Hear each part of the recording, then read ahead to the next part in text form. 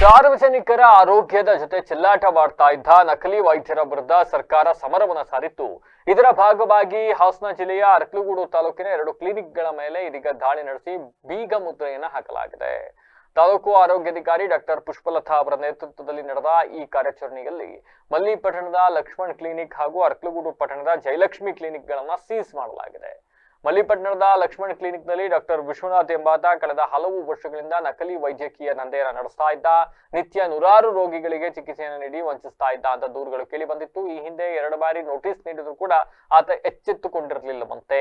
And ಅದನ್ನ ಲೆಕ್ಕಿಸದೆ ಪುಟ್ಟೇಗೌಡ ಅಂತಕ್ಕಂಥವರೊಟ್ಟಿಗೆ ಸೇರಿ ಸಾರ್ವಜನಿಕರಿಂದ ಹಣವನ್ನು ವಸೂಲಿ ಮಾಡ್ತಾ ಇದ್ದ, ಚಿಕಿತ್ಸೆ ಕೊಡ್ತೀವಿ ಅಂತ ಹೇಳಿ ಸರ್ಕಾರದ ಕಟ್ಟುನಿಟ್ಟಿನ ಆದೇಶದ ಹಿನ್ನೆಲೆಯಲ್ಲಿ ದಾಳಿ ನಡೆಸಿದ ಅಧಿಕಾರಿಗಳು ಲಕ್ಷ್ಮಣ್ ಕ್ಲಿನಿಕ್ ಮತ್ತೆ ಜಯಲಕ್ಷ್ಮಿ ಕ್ಲಿನಿಕ್ ಇವೆರಡಕ್ಕೂ ಕೂಡ ಇದೀಗ ಬೀಗವನ್ನ ಜಡಿದು ಇಬ್ಬರ ವಿರುದ್ಧ ಕಾನೂನು ಕ್ರಮಕ್ಕೆ ಮುಂದಾಗಿದ್ದಾರೆ.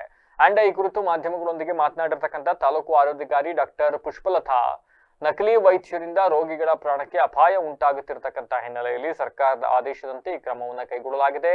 ಸಾರ್ವಜನಿಕರಿಂದ ಬಂದ ದೂರಿನ ಮೇಲೆಗೆ 2 ಕ್ಲಿನಿಕ್ಗಳನ್ನ ಮುಚ್ಚಲಾಗಿದ್ದು, ತಪ್ಪಿತಸ್ಥರ ವಿರುದ್ಧ ಕಠಿಣ ಕ್ರಮ ಜರುಗಿಸಲಾಗುವುದು ಅಂತ ತಿಳಿಸಿದ್ದಾರೆ. 2029 ರಾಜ್ಯ ಸರ್ಕಾರದ ನಮ್ಮ ಆರೋಗ್ಯ ಇಲಾಖೆ ಪ್ರಧಾನ ಕಾರ್ಯದರ್ಶಿಯವರ ಒಂದು ಸರ್ಕಾರದ ಆದೇಶದ ಮೇರೆಗೆ ನಾವು ದಿನಾಂಕ 2/4/2026 ಅರಕಲಗೂಡು ತಾಲೂಕಿನಲ್ಲಿ ಇದ್ದ ಸರ್ಕಾರದ ಪಟ್ಟಿಯಲ್ಲಿದ್ದ 2 ಕ್ಲಿನಿಕ್ಗಳಾದ ಜಯಲಕ್ಷ್ಮಿ ಕ್ಲಿನಿಕ್ ಮತ್ತು ಮಲ್ಲಿಪಟ್ಟಣದ ಲಕ್ಷ್ಮಣ್ ಕ್ಲಿನಿಕ್ ಎಂಬ 2 ಕ್ಲಿನಿಕ್ಗಳನ್ನು ನಾವು ಮುಟ್ಟುಗೋಲು ಹಾಕಿಕೊಂಡು ಅಲ್ಲಿ ವೈದ್ಯಕೀಯ ಉಪಕರಣ, ಮೆಡಿಸಿನ್ ಇನ್ನಿತರ ಸಾಮಗ್ರಿಗಳನ್ನು ಮುಟ್ಟುಗೋಲು ಹಾಕೊಂಡು ಪಂಚನಾಮ ಮಾಡಿ ಸರ್ಕಾರಕ್ಕೆ ವರದಿಯನ್ನು ಸಲ್ಲಿಸುತ್ತೇವೆ.